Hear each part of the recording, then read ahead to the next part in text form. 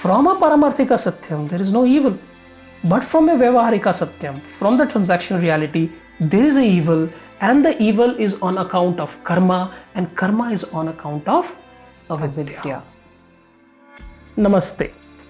My name is Bidhan. 2012 is when I chanced upon Upanishads, and it had a profound impact on my life. Since then, I have dreamt to bring the key aspects of Upanishads in a manner which is simple, relatable, and implementable in our daily lives. So here we are with a set of videos to make spirituality simple.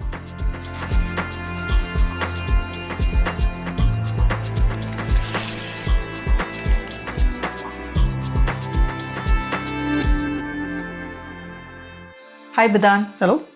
So let me jump right to the point. I had asked you this question that if God is in fact everywhere and if everything we see is a representation of God, then why is there so much of pain and suffering around us? Yes. In the fourth session, we spoke about that pain and suffering pushes us to evolve, and it is important in our evolution. At the same time, you may also want to know that if you recently saw the war which happened in Gaza and so many children were killed, how is that pain and that suffering helping anybody evolve? Is that what you're asking? Exactly. That's exactly what I meant. Right. So to understand that, I will have to introduce few concepts. The concept of Paramarthika Satyam, Vyavaharika Satyam, and Pratibhasika Satyam. It may sound complicated right now. I promise you, you will understand in the end. And let's try and simplify these concepts. Paramarthika Satyam means absolute reality.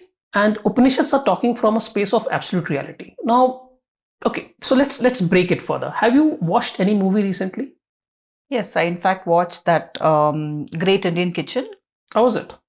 It was good. It was reflective and it was, it made you think and sort of made you connect with that character a lot. You cried? Yeah, a little. Yes. So what if I tell you that movie that you saw was nothing but various shades of light? The characters, the good and the bad, the tragedy, the comedy, the love, the hate, the cruelty, everything was nothing but a dance of light. In fact, that's the fact. Think about it. The light was appearing as everything. So light is the absolute truth. But what you saw was not light. What you saw was a movie. Yeah. A story. A story. You made meaning out of it. But actually it is a light. There's nothing real about it. So from a space of light, everything was mithya. Everything was merely an illusion. From the space where you are looking at, you are making meaning out of everything. Yeah. Right? And that comes two levels of reality. One is absolute reality, another is transactional reality. The absolute reality is that movie is nothing but a play of light, while the transactional reality is that play of light looks like life to you, looks like a story to you. Do you see this? And it feels real also when you're watching it, right? Like you... Exactly, that's why you cried. Yeah, yeah. Right? So when Upanishads are talking about the all-pervasiveness of Brahman and God in everything, they are talking from space of absolute reality. That is Paramarthika Satyam. And you and I are sitting here at transactional reality, which is Vyavaharika Satyam. Right. And therefore it becomes very counterintuitive for us to understand that if there is God everywhere, then why there is so much of chaos? Why there is so much of cruelty? So now you get it. What is transactional reality and what is... So you're saying there's just Brahman. Yes. Which is the absolute reality. Right. And us, this feeling of the experiences we are having, the separatedness that we are having. Yes. That is the transactional reality, which is the Vyavaharika Satyam. Yes. That's what you mean. Yes. But why? Why this feeling of separatedness? So you are saying, why does one appear as money? Yeah. Right? So this analogy is from Sri Shankaracharya's teachings. Beautiful. So suppose if you are going in a dark space and you see something wiggling over there, what will you think it is? I would think it's a snake. Right? Not only think, you will actually see it as a snake. Absolutely. But when you put a torchlight on it, you will end up seeing a rope. Possible? Is it possible that when it is dark and you're really scared, you may end up seeing rope as a snake? Yeah. Why do you see rope as a snake? Because it's dark. Yeah. That means if your vision is obstructed with darkness, you still end up seeing something, but you don't see things as it is. You imagine that to be something else. Right. You are imagining rope. The fact of the matter is you have seen the rope. And that's why you are able to imagine rope as a snake. Correct. Right? That is happening because there is absence of light. Okay. Because if there was light, the rope would have been as rope. So that absence of light, that darkness, is a metaphor used for veil of ignorance, which is also called as avidya. For us, just understand this, that the darkness equivalent to ignorance, which is equivalent to avidya. And what has been said that we are all born in avidya. We are born in veil of ignorance. Ignorance of what? Ignorance of that I am Brahman, or I am the consciousness. Since we are unaware of it, we immediately identify with our body and mind. And that creates individuality and separateness from everything else. And when you see yourself separate from the entire creation, what happens? I think there's a sense of I want to protect myself. Exactly. So once you are a tiny bit in an entire universe, you want to protect yourself. And since you want to protect yourself, comes raga and dvesha. What does it simply mean? That anything that helps you to protect yourself, you start liking that. You like a person, relationship, stuffs that helps you protect and grow. And you dislike people, situations, stuffs that threatens you. Right. So the desires automatically comes in. Like a survival instinct. And you sort of start doing things to protect yourself. Right. Why is that happening? Because of avidya, because you feel that you are separate from the entire universe. Right. And when you want to protect yourself, what happens? You end up doing things that you don't want to do. So you do karma, right? And every action that you do will have an outcome. And that is called karma phalam. And that outcome could be good, could be bad. So do you see it? That avidya, which is lack of my knowledge of my inherent self, leads me to get identified with the body and mind, as a result of which I feel I am limited, I am small, I need to protect myself. From there comes the desire, that is raga and dvesha.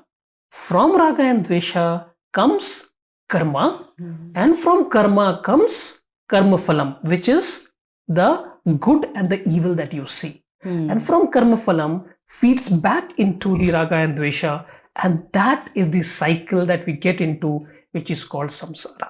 Okay. So to answer your question, why do you see so much of evil around? From a Paramarthika Satyam, there is no evil. But from a Vyavaharika Satyam, from the transactional reality, there is a evil, and the evil is on account of karma, and karma is on account of avidya. So you're saying avidya is leading to karma. Yes. And the karma is leading to different outcomes. Yes.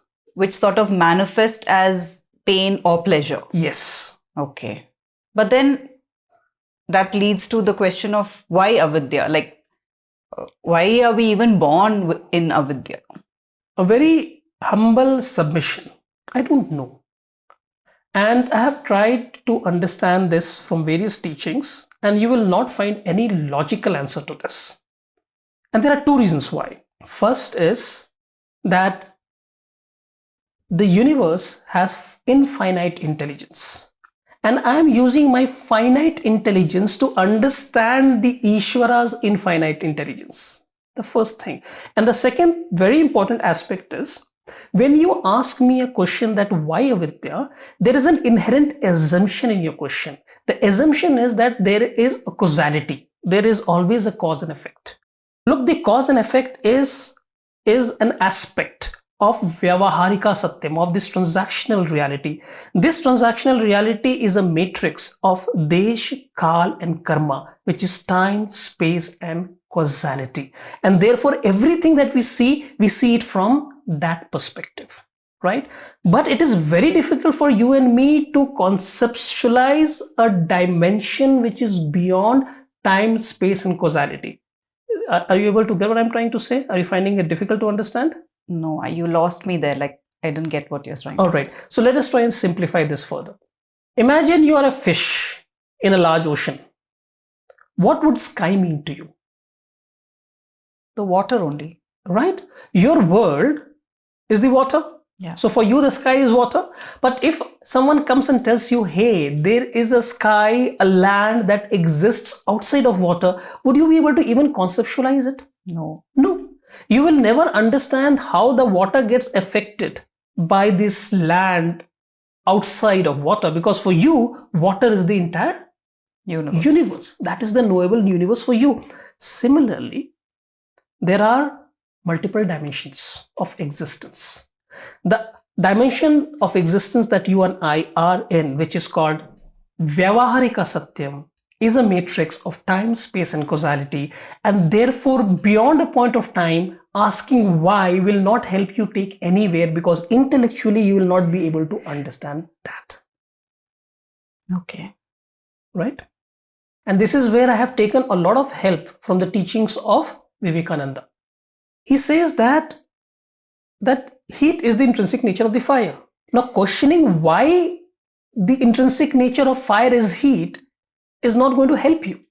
Similarly, the world is full of pleasure and pain, and this is going to coexist. Asking why it is so is not going to help you. What will help you is that if you are pained by the pain, go out and do something to alleviate the pain which is there around you. Wow, that's something that Swami Vivekananda has said, is it? That's profound, no? Instead of questioning why pain, if you see pain, go out and do something about it. Yes, and an intuitive understanding will come where you will understand why pain. Right. It's going to be a very intuitive understanding. So is this also why Tvame was born? I think to sort of alleviate the pain of others? Yes, I mean, Tvame, if you look at what Tvame is all about, what this podcast is all about, to help us identify our intrinsic nature, to help us see oneness in everything, and doing certain karma which helps us come closer to our divinity. Yes, but how does me knowing my true nature, or how does me understanding that interconnectedness, how does that alleviate pain? Imagine that all of us get an inherent understanding that everything is interconnected, everything is one and the same. Do you really think that we will end up doing anything to harm others? Because it will be like harming my own self. Swami Chinmayananda very beautifully says that if your finger basically hits your eye, you don't get angry with your finger. Yeah. You just take care of your eyes. Why? Because you know that the finger and the eye is one and the same. So if we see the unity of everything, there is no way one will go out and harm anyone. Right. And the second point is that if you end up seeing yourself as the very consciousness, as the very observer, as the very witness to the body and mind, eventually it will remove avidya.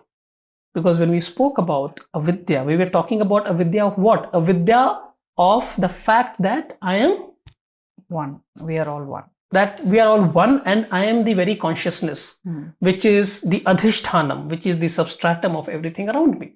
So by knowing my essential nature, we come out of the cycle of samsara. And therefore it helps tremendously to pursue this path. And it will kind of bring down a lot of pain and suffering if we truly realize what Upanishad is trying to say.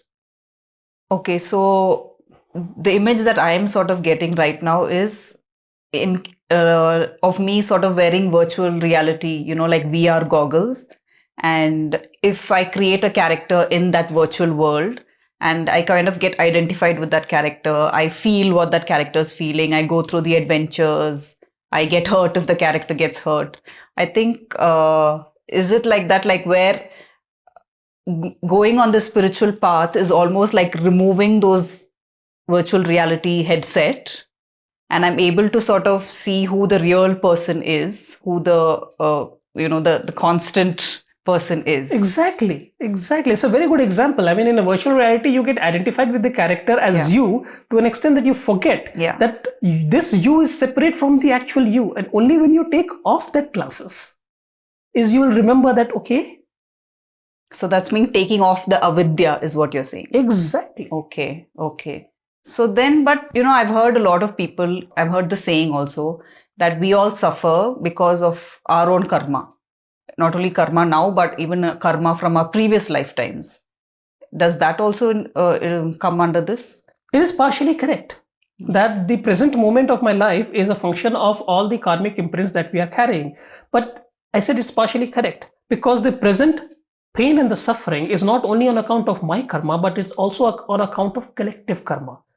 Karma as a topic is very complicated.